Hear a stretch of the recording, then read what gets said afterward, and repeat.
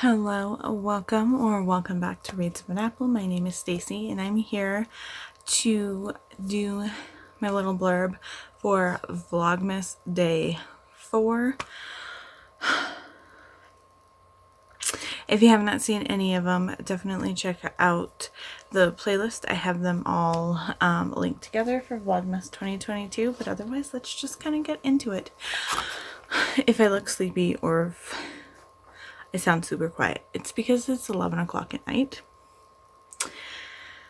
and I was doing stuff all day and organizing and laundry and cleaning and stuff. And so when I finally was like, okay, I'll sit down and I'll finish my novella for today, I finished the novella and then apparently I fell asleep and I ended up taking a couple-hour nap.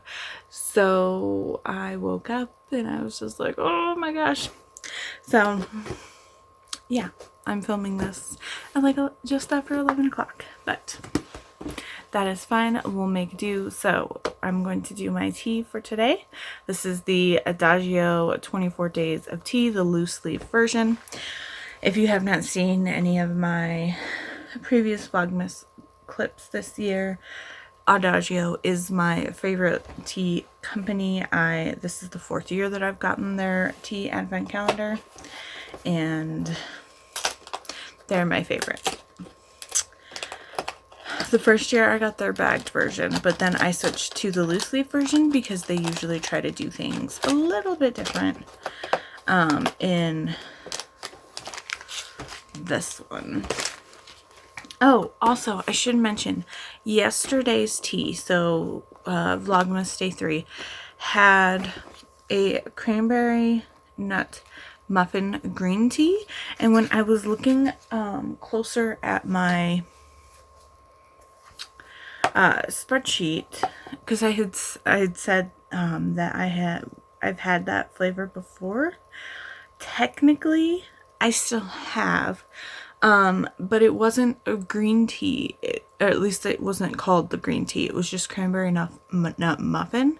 So I don't know if it was still a green tea base and they just added green to the name for this year, or if it was a black tea last year. But I thought I'd just kind of throw that out there if you were also doing them. So it could have been a different or just a slightly different base.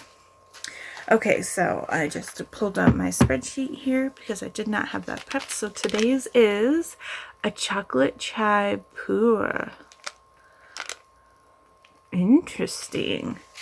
I know that they've done pura teas before, but I don't know if they've done the chocolate chai ones. So let me just quickly glance through here. Okay, we did not have one last year.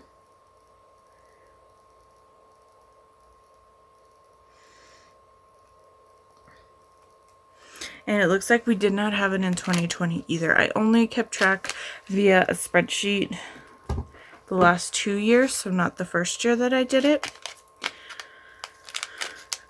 So I could have had this that first year, but it doesn't seem familiar to me. I don't know if I've had very many chocolate chais, but I do like chai.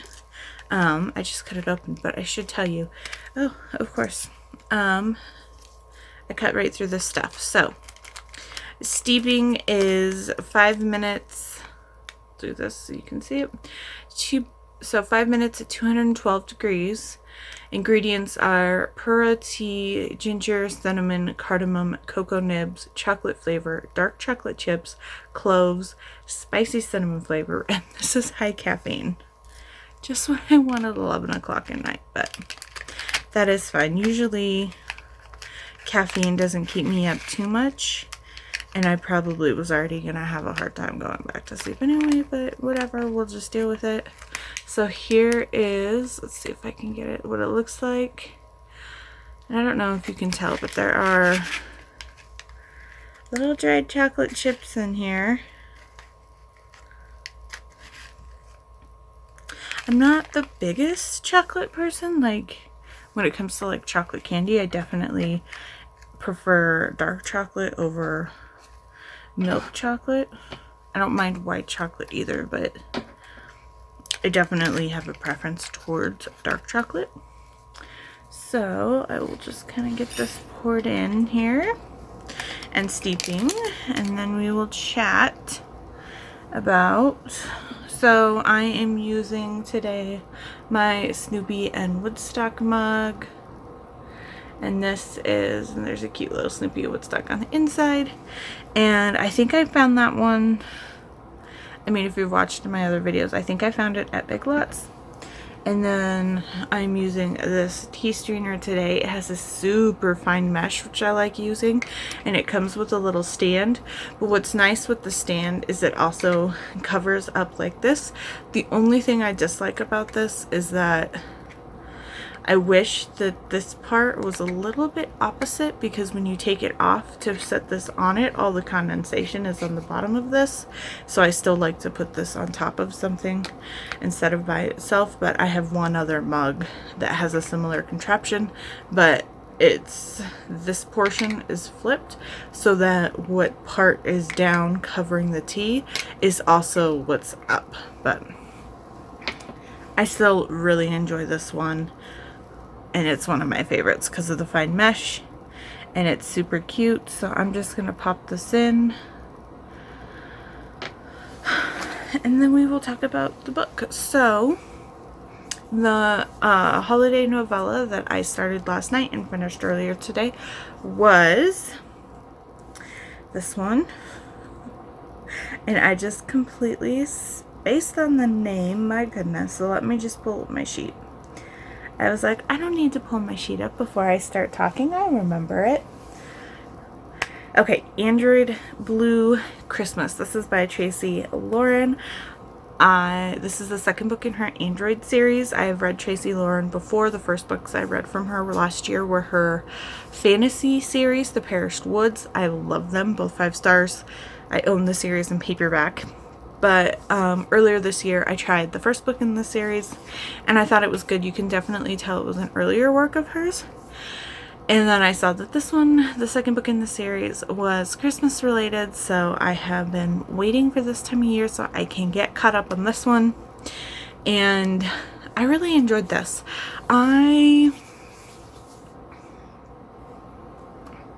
now it's at a 4 star. I might bump it up to 4.5 stars. We'll see how I kind of feel about it once I kind of sit with it for a little bit. I think I definitely like this better than the first book in the series. And I don't know, it was super cute. So we have, what is her name?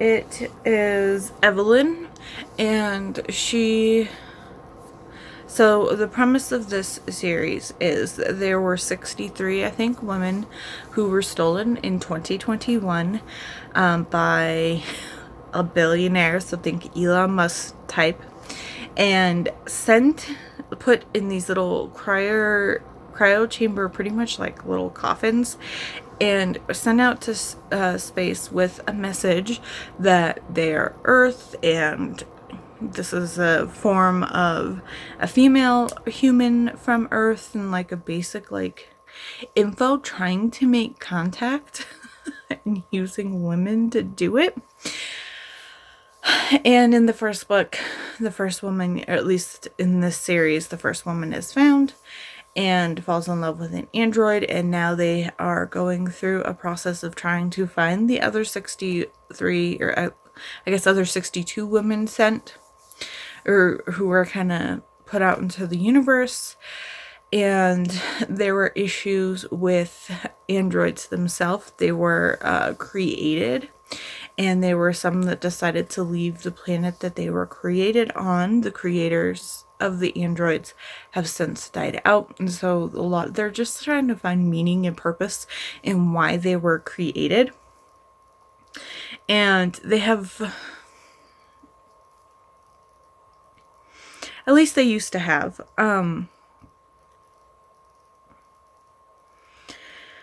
a neural kind of network.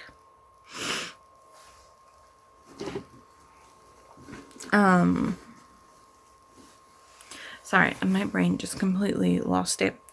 But they have like a neural network, kind of like the Psi and Psi Changeling, where they're all connected and then it gets broken. But there are basically two different kinds of androids. The androids that decided to leave their home world of origin, and they have such advanced technology in them that they're like constantly learning and growing, and every interaction they have with another creature helps expands their understanding of the universe, of emotions, of feelings, of things. So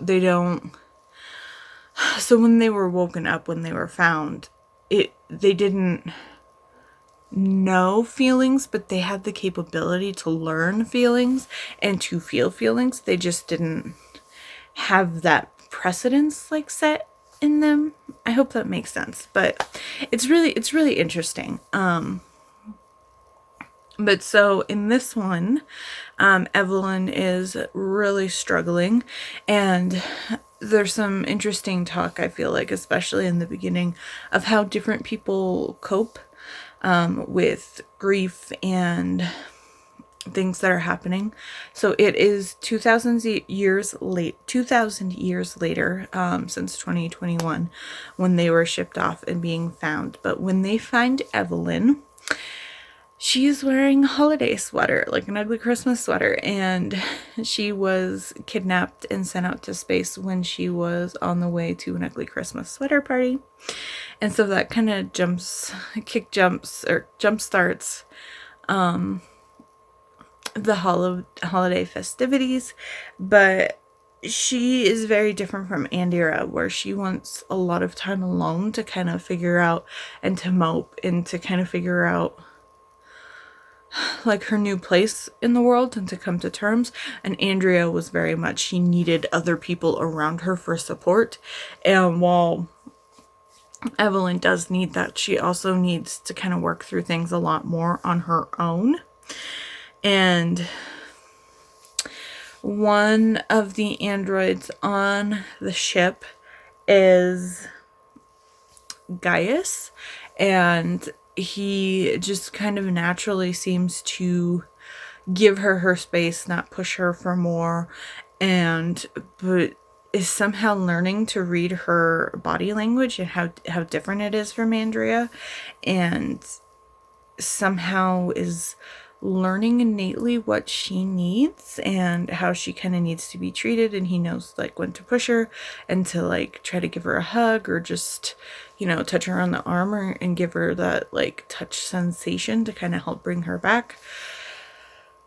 And so anyway, in the first book, Andrea and her android Valens end up getting pregnant because, and we find out in this book for sure that the DNA that he was able to impregnate her with is the DNA from the race that created the androids.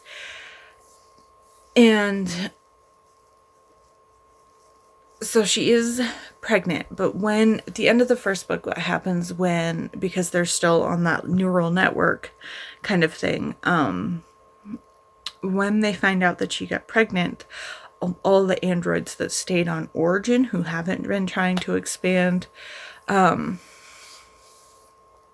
mind and their conceptions and just their life, they're very like data scientists, like what you would expect an android to be.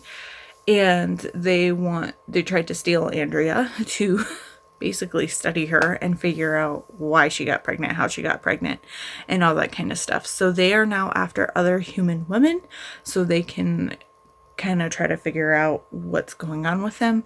And Andrea and Valens are trying to rescue all the other women. And I believe Evelyn is the first that they have rescued. There is one other human on board, but she is a human from this timeline. She wasn't one of the ones sent into space by the billionaire dude. But so anyway, there's kind of a brief, not so brief setup of the story so far. But so Evelyn, they get attacked by an origin ship and crash land on the planet Christmas, which is a super snowy planet, and they have to kind of wait a few days to make repairs and take care of things. And guys, I kind of come up with the idea, but he definitely got help from Andrea to decide to kind of help everybody celebrate Christmas. And it'll keep everybody occupied, and they're going to do a Christmas party. And they go out, and there's a similar tree to like a pine tree on this planet, so they cut them down so they can kind of make Christmas trees. And they're doing like a big white elephant thing, so everybody's like synthesizing a random gift to bring. And I don't know, I just really enjoyed this. So I think I'm going to bump it. I think I am. I'm going to change it to a 4.5. I really enjoyed this. It's like the perfect holiday sci-fi romance. I just really enjoyed my time. I definitely feel like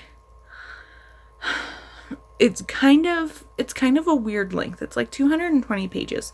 And I feel like I either wanted it to be a little more tighter plot-wise and be more like 150 pages, or for it to be more like 300 pages and just really fleshed out what was kind of going on with everything.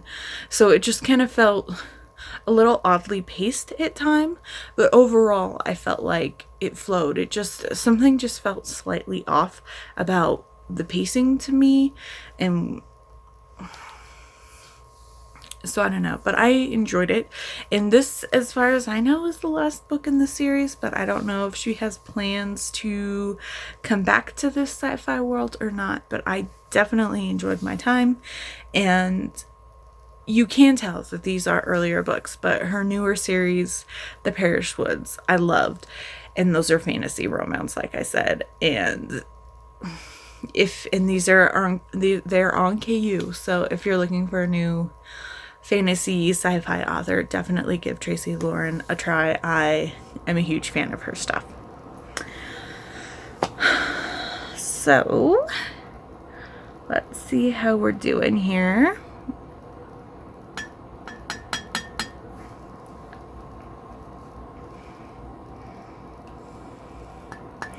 It doesn't have a super bold chocolatey smell. And it's been steeping for quite a while. And it's just this really light brown color. But it smells stronger than it looks. So let's see.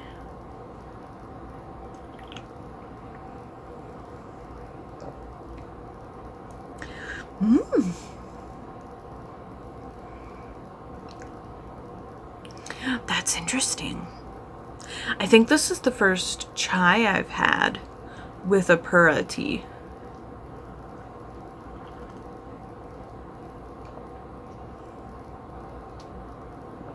I like that. That definitely has a different flavor. Like you get the chai spices, but the pura has its own kind of, I don't know, brightness to its tea leaves. Like it stands out a lot. And chai is also kind of like a loud tea, so them combined kind of slightly mellows each other out, which is interesting. And then you just get that hint of like cocoa.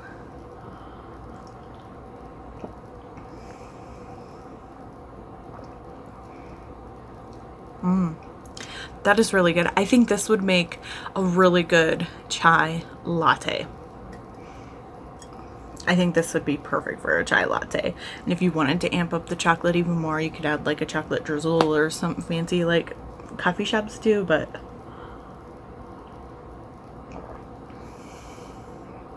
I like that. That is a unique chai, and that is delicious. I'm gonna give this 9 out of 10 because I really enjoy that, and I can see myself like having this cup gone within like 10 minutes.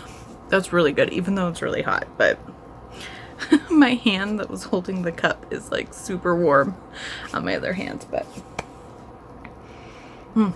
another winner. Good. This has been a really good start to the Adagio tea this year, so I'm very excited about that. But otherwise, I think I will leave you with this. I don't know what novella I'm going to pick up tomorrow. I